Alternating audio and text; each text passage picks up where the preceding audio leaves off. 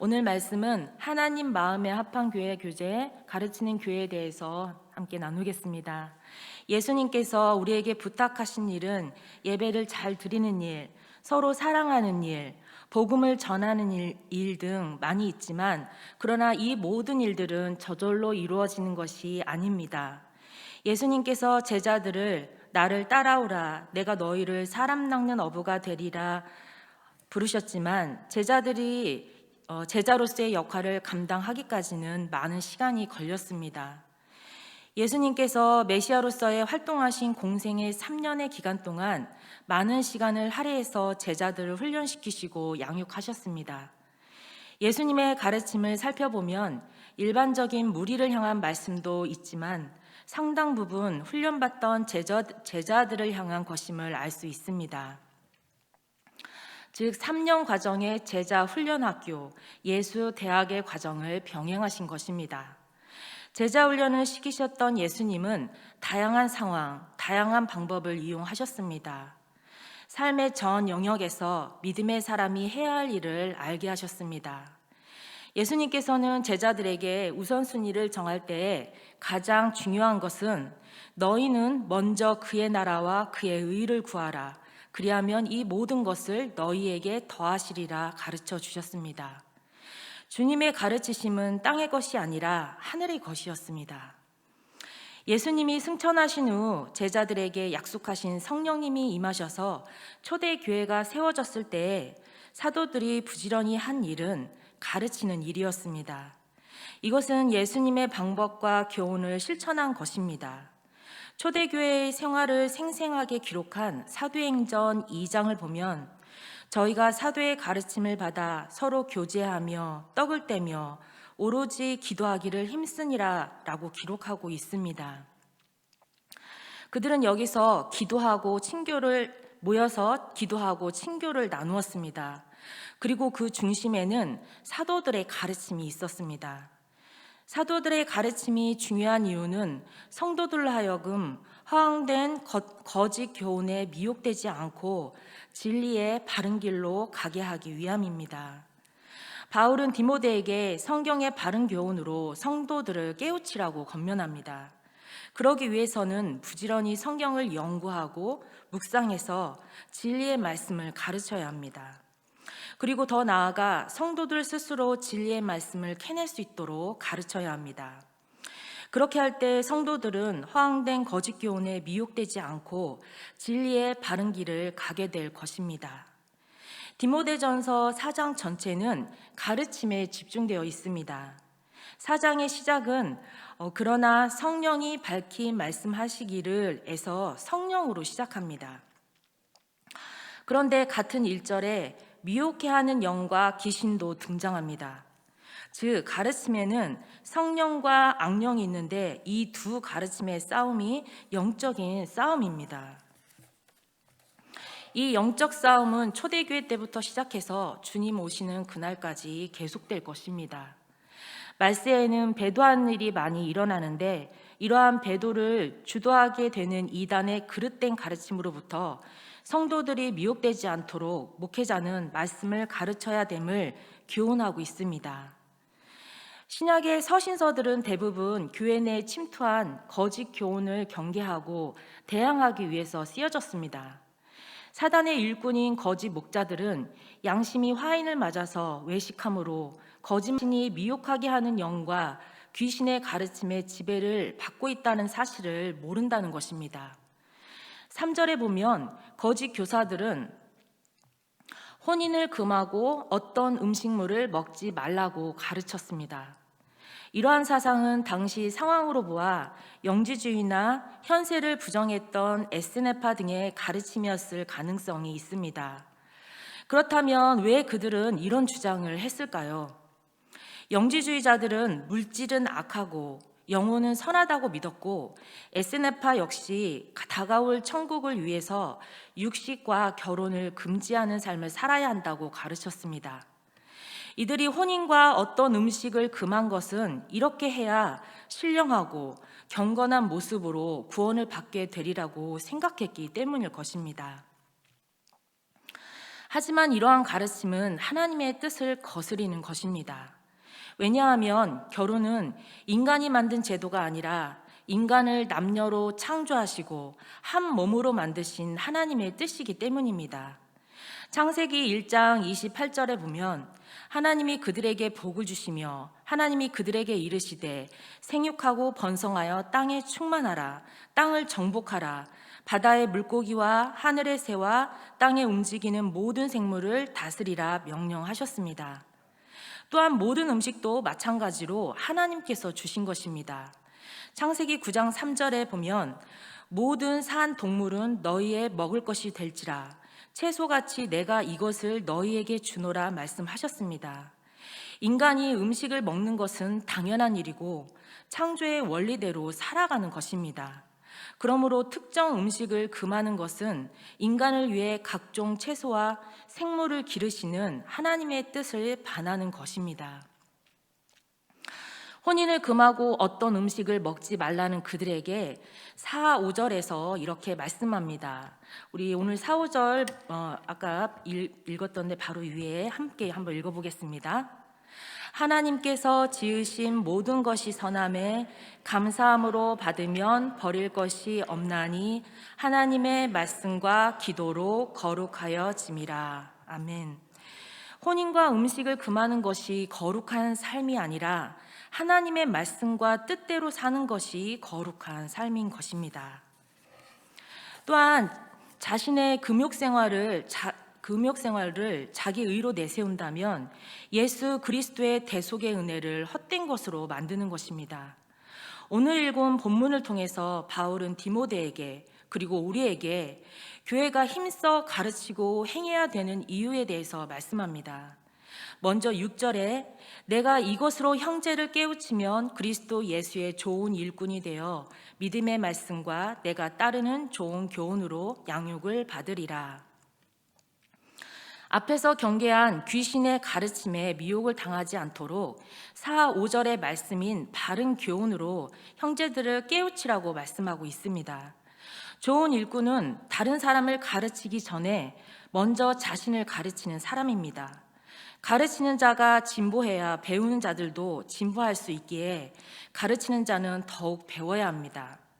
우리가 믿음의 말씀과 좋은 교훈으로 양육을 받는다면 어떤 허황된 거짓 교훈에도 미혹되지 않고 바른 길을 가게 될 것입니다. 7절을 우리 함께 다시 읽어보겠습니다. 망령되고 허탄한 신화를 버리고 경건에 이르도록 내 자신을 연단하라. 그 당시 에베소는 우상 숭배와 신화와 끝없는 족보에 창념했던 지역이었습니다. 영적 성장에 아무런 유익이 없는 망령되고 허탄한 신화를 멀리하고 이런 것은 변론을 일으킬 뿐이니 경건에 이르도록 말씀과 기도로 내 자신을 연단하라고 하십니다. 많은 사람들이 거짓 가르침에 쉽게 빠져드는 데에는 사단의 미혹도 있지만 진리보다 무익한 호기심이나 허망한 잘못된 생각을 하는 것에도 책임이 있습니다. 한 예로 사이비 종말론자들은 성경에 분명히 주님이 재림의 때를 알 수 없다고 했는데 직통 계시나 환상을 보았다고 말하며 구체적인 날짜와 장소를 언급하며 미혹합니다. 그러면 헛된 생각과 호기심에 빠져있는 사람들은 그 거짓말에 매력을 느끼고 속아 넘어가는 것입니다. 우리는 이런 헛되고 쓸모없는 이야기를 멀리하고 경건에 이르도록 연단해야 합니다. 대회를 앞둔 운동선수라면 누구나 우승을 바라보면서 꾸준한 식단 관리와 함께 최선을 다해서 연습을 할 것입니다. 오직 대회만을 생각하며 모든 것을 절제하며 준비할 것입니다. 쉬고 싶고 놀고 싶은 것을 참고 먹고 싶은 것도 참으며 철저하게 훈련을 했을 때에 몸도 건강해지고 우승이라는 영광을 얻게 될 것입니다. 영적 훈련도 마찬가지입니다. 성도는 과거에는 육신의 정욕을 따라 살던 자들이 복음을 통해서 물과 성령으로 거듭남 이후에는 하나님 중심으로 살도록 가치관이 변화된 자들입니다. 하지만 거듭난 이후에도 과거의 육적인 습관들이 아직 남아있기에 영적인 진보를 방해합니다.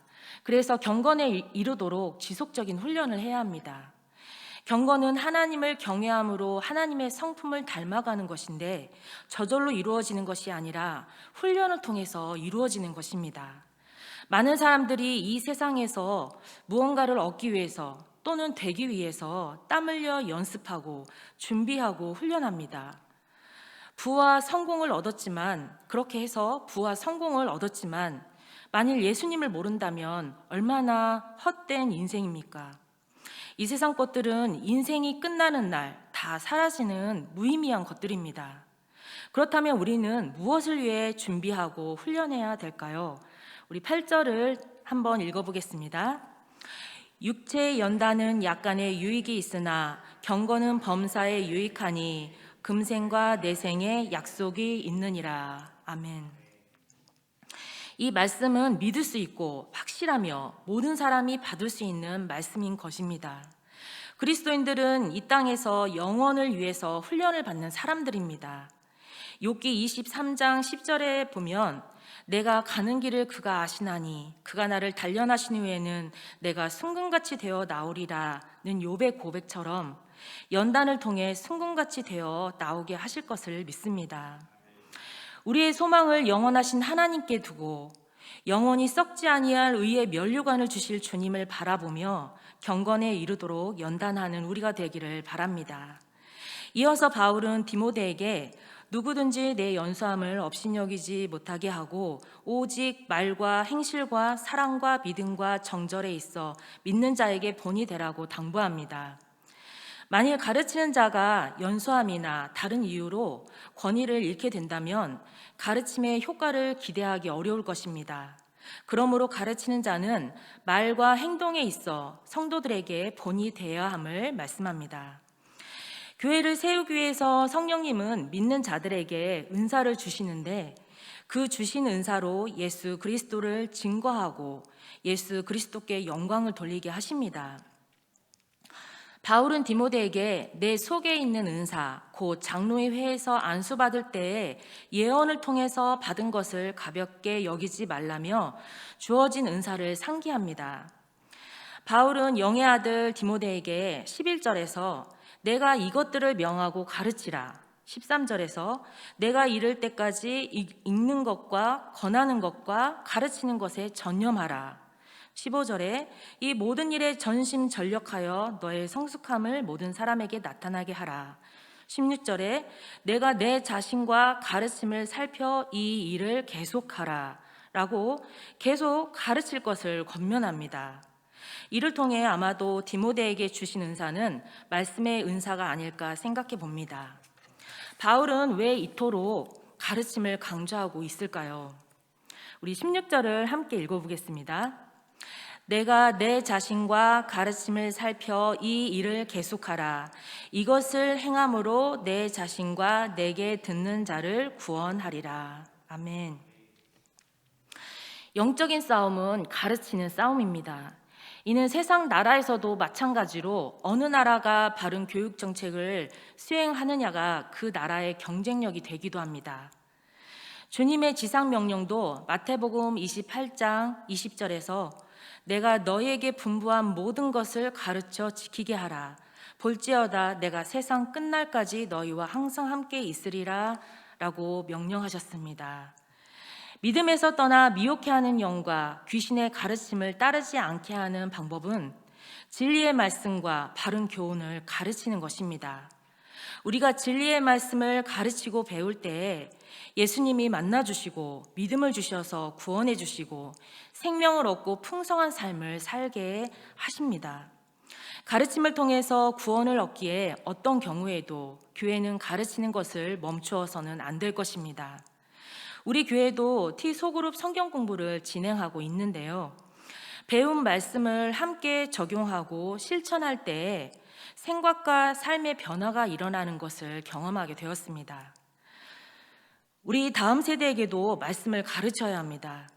우리 자녀들에게 말씀을 가르칠 때에 우리 자녀들이 주님을 만나고 주님을 만나 주시고 구원해 주실 것입니다. 먼저 부모가 믿음의 본을 보이고 가정에서 예배를 드리고 말씀을 함께 사모하며 나누며 영의 양식을 구해야 합니다. 지금 우리 교회에서도 자녀들과 가정 예배를 드리도록 자료를 제공하고 있는데요. 아동부 어린이들도 가정 예배를 잘 드리고 있고 또 많은 분들이 실천해 주시는 것 같습니다. 가정 예배를 통해서 자녀들에게 말씀을 부모님이 가르쳐 주셔서 하나님의 일꾼들로 자라나고 믿음의 대를 이어가는 가정들이 되기를 바랍니다. 이단 사상은 초대교회 때뿐만이 아니라 주님 오시는 날까지 계속될 겁니다. 그리고 주의 재림이 가까울수록 더욱 기승을 부릴 것입니다. 다른 교훈, 다른 복음은 포장만 바꾼 채 오늘날도 성도를 미혹하고 있습니다. 이를 대적하고 하나님 나라를 이루어가는 길은 말씀과 기도로 경건에 이르기를 연습하며 말씀을 가르치고 배우는 일을 계속하는 것입니다. 이 마지막 때에 말씀을 가르치고 배움으로 영적 싸움에서 승리하는 우리 모두가 되고 우리 교회가 되기를 소망합니다.